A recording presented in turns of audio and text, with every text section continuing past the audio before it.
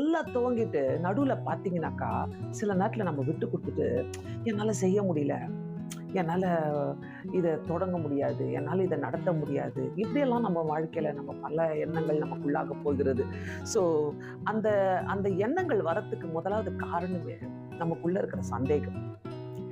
நமக்குள்ள இருக்கிற நமக்கு நம்மள பத்தி நமக்கு சந்தேகம். இத நான் செய்து முடிப்பேனா? இத நான் படிச்சு முடிப்பேனா? இந்த வேலைக்கு நான் போவேனா?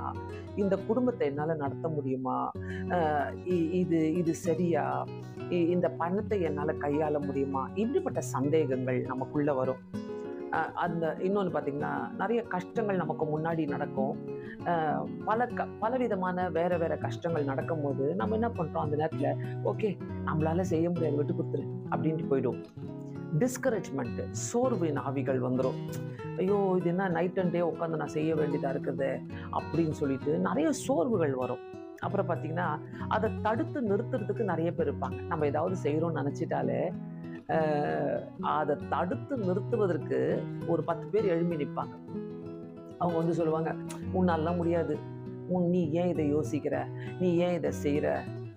உலகத்துல இந்த மாதிரி டிஸ்கரேஜ் பண்ணி இப்படி நிறுத்தி போட வந்தவங்களுக்கு முன்பாக அநேக காரியங்களை சாதித்து விட்டு போயிருக்கிறாங்க.